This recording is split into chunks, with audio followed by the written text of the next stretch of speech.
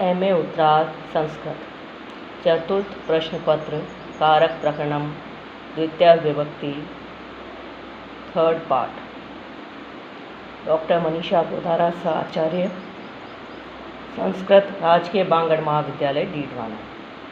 कर्म प्रवचनीय इति अधिकृत्य अनुलक्षणे। कर्म प्रवचनीय उपसर्गों के योग में द्वितीय विभक्ति होती है। कर्म प्रवचनीय सूत्र का अर्थ है कि यहाँ से कर्म प्रवचनीय संज्ञा का अधिकार करके पाणिनीय व्याकरण में कुछ ऐसे अवयवों की कर्म प्रवचनीय संज्ञा की गई है जो न तो किसी क्रिया विशेष के द्योतक हैं, न संबंध के ही वाचक हैं और न किसी अन्य क्रियापद को लक्षित ही करते हैं, पर वाक्य अंतर्गत पदों में भेद दर्शक हों अर्थात विभक्ति विधायक हों।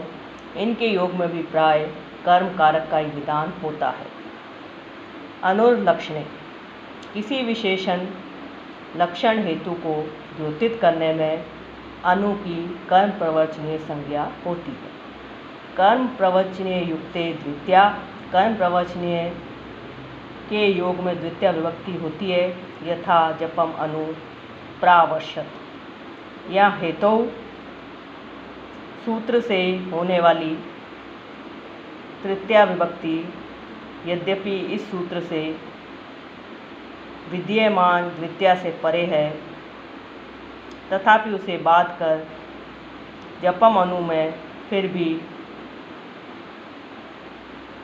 कर्म प्रवचनीय संज्ञा का विधान करने के कारण द्वितीया विभक्ति ही होती है। तृतीया अर्थ।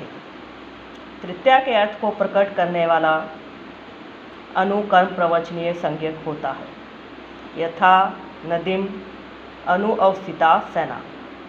इस प्रयोग में नदी शब्द के आगे तृतीया विभक्ति होनी चाहिए थी। यहाँ अनु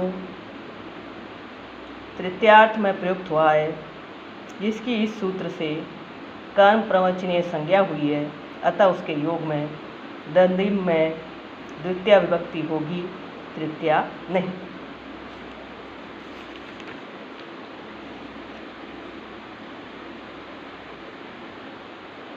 अगला सूत्र है हीने। अनु हरिम सुरा। हीनता को द्योतित करने में अनु की कर्म प्रवचनीय संज्ञा होती है। यथा अनु हरिम सुरा। या हीनता द्योतक अनु की कर्म प्रवचनीय संज्ञा होने से हरिम में द्वितीय विभक्ति है। उपो अधिके च उप हरिम सुरा। अधिक या हीन अर्थ के द्योतक उप की कर्म प्रवचनीय संज्ञा होती है। यथा उप हरिम सुरा। या हीनता अर्थ द्योतक उप की कर्म प्रवचनीय संज्ञा होने से उसके योग में हरिम में द्वितीय विभक्ति है। जब उप अधिक का द्योतक होगा तब सप्तमी विभक्ति होगी। लक्षण इत्थम भूत आख्यान भाग विप्सासु प्रतिपर्य नव। लक्षण किसी की अर्थात किसी की ओर निर्देश करना। इत्थम भूत आख्यान यह इस प्रकार का है, ये बतलाना। भाग यह उसके हिस्से में पड़ता है, यह बतलाना। और विप्सा द्विरुक्ति दिखलाना। अर्थों में प्रति परि और अनु की कर्म प्रवचनीय संज्ञा होती है। यथा वृक्षम वृक्षम प्रति परि अनु वा विद्योतते विद्युत। इस उदाहरण में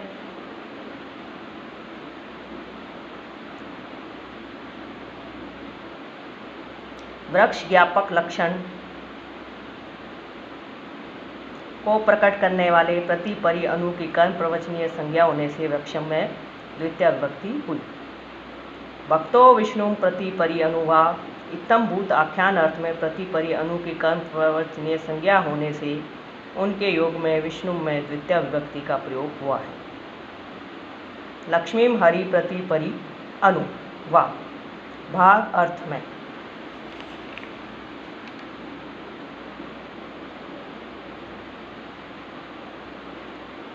द्वितीय विभक्ति हुई है। हरिम शब्द में वृक्षम वृक्षम प्रति परि अनुवा सिंचती। विप्सा अर्थ में वर्तमान, प्रति परु परि अनु की कर्म प्रवचनीय संज्ञा होने से उपसर्ग संज्ञा कहीं उपसर्ग संज्ञा ही नहीं रहती, अतः उपसर्ग अभाव में प्रति परि अनु सिंचती। इस स्थिति में उपसर्गात् सुनोति सूत्र से स को श आदेश नहीं होता है। वृक्षम वृक्षम में द्वितीय विभक्ति तो कर्म में होती ही है। अगला सूत्र है अबीर अभागे। हरिम अभी वर्तते भक्तो हरिम अभी देवम देवम अभी सिंचती। केवल भाग शब्द को छोड़कर शेष उपयुक्त तीनों भागों में तीनों अर्थों में वर्तमान अभी की कर्म प्रवचनीय संज्ञा होती है। यथा हरिम अभिवर्तते भक्तो हरिम अभी देवम देवम अभी सिंचती। इन प्रयोगों में क्रमशः लक्षण, इत्थम, भूत, आख्यान और विप्सा द्योतक अभी की कर्म प्रवचनीय संज्ञा होने से हरिम में द्वितीय विभक्ति हुई है। अधि परि अनर्थकौ। कुतो अधि आगच्छति। अनर्थक अधि और परि की कर्म प्रवचनीय संज्ञा होती है। यथा कुतो अधि आगच्छति, कुतः परि आगच्छति। इन प्रयोगों में अधि परि की कर्म प्रवचनीय संज्ञा होने से गति संज्ञा नहीं रहती, अतः गतिर गतौ सूत्र से सर्वानुदात नहीं होता है। सुपूजायाम। पूजा अर्थ में वर्तमान सु की कर्म प्रवचनीय संज्ञा होती है तथा सुसिक्तम। सुसिक्तम अच्छी तरह से सींचा गया। यहाँ सु की कर्म प्रवचनीय संज्ञा होने से उपसर्ग भाव में स को श नहीं होता। इसी प्रकार सुस्तुतम में भी शत्व नहीं होता। पूजार्थ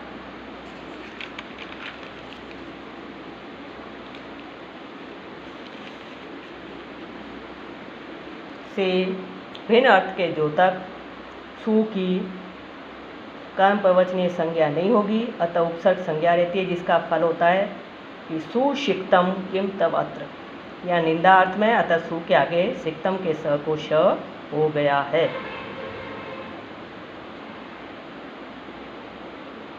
अति अक्रमणे च अति देवान कृष्ण। अतिक्रमण एवं पूजा अर्थ में अति की कर्म प्रवचनीय संज्ञा होती है तथा अति देवान कृष्ण में कर्म प्रवचनीय संज्ञा अति के योग में देवान में द्वितीय विभक्ति होती है। अपि पदार्थ संभावना अनुभव सर्ग गरा समुच्चयेषु। पदार्थ संभावना अनुभव सर्ग गरा समुच्चय इन अर्थों को द्योतित करने में अपि की कर्म प्रवचनीय संज्ञा होती है। पदार्थ का अर्थ है पद का अर्थ, अर्थात प्रयुक्त शब्द के अर्थ को द्योतित करना ही पदार्थ है। सर्पिशो अपि स्यात्। प्रयोग में अपि अप्रयुक्त बिंदु का द्योतक है, अतः अपि की कर्म प्रवचनीय संज्ञा होने से उपसर्ग संज्ञा के अभाव के कारण स्यात् के स को श नहीं हुआ है, क्योंकि वह उपसर्ग के बाद ही हो सकता था। अपि स्तुयात् विष्णु। यहाँ संभावना द्योतनार्थ प्रयुक्त अपि की कर्म प्रवचनीय संज्ञा होने से उपसर्ग संज्ञा अभाव में स्तुयात् के स को श नहीं हुआ है। संभावना का अर्थ शक्ति के उत्कर्ष को द्योतित करने के लिए अत्युक्ति करना है। अपि स्तुहि।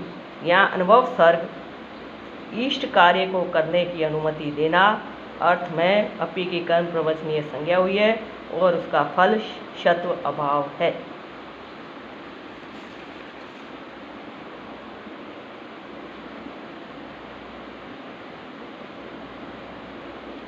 धिक् देवदत्तम अपि स्तुयात् वृषलम। यहाँ गर्हा निंदा अर्थ में अपि की कर्म प्रवचनीय संज्ञा हुई है और फल शत्व अभाव है। अपि सिंच अपि स्तुहि। यहाँ समुच्चय अर्थ में अपि की कर्म प्रवचनीय संज्ञा हुई है तथा उसका फल शत्व अभाव है। काला ध्वनो अत्यंत संयोगे। जब कोई वस्तु, भाव या क्रिया लगातार कुछ समय तक दूर तक चलती रहती है, व्यवधान नहीं होता है, तो उन समयवाचक शब्दों में द्वितीया विभक्ति होती है। जैसे मासम कल्याणी। कालवाचक मास शब्द में द्वितीया विभक्ति हुई है क्योंकि कल्याण का गुण मास भर लगातार बना रहता है। मासम अधीते। यहाँ अध्ययन क्रिया के अत्यंत संयोग में मास शब्द में द्वितीया विभक्ति हुई है। मासम गुणधाना या गुणधान रूप द्रव्य का मास के साथ निरंतर संयोग होने से द्वितीया विभक्ति है। क्रोशम कुटिला नदी या नदी के कुटिलत्व गुण के कोस वर्तक निरंतर टेढ़े रहने पर मार्गवाचक क्रोश शब्द में द्वितीया विभक्ति हुई है। क्रोशम अधीते या अध्ययन क्रिया का कोश वर्तक लगातार संबंध है, अतः क्रोश शब्द में द्वितीया है। क्रोशम गिरी। यहाँ क्रोशम में गिरी का निरंतर संबंध रहने से द्वितीया विभक्ति है।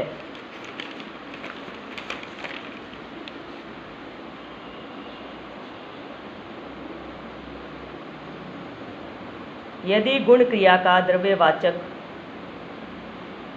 का कालवाचक या मार्गवाचक से लगातार संबंध होता है तो कालवाची या मार्गवाचक शब्द से द्वितीया विभक्ति होती है, अन्यथा नहीं। मासस्य द्वि अधीते। महीने में 2 बार पड़ता है।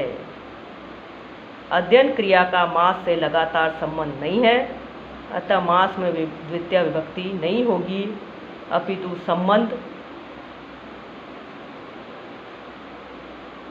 विवक्षा में षष्ठी विभक्ति होती है।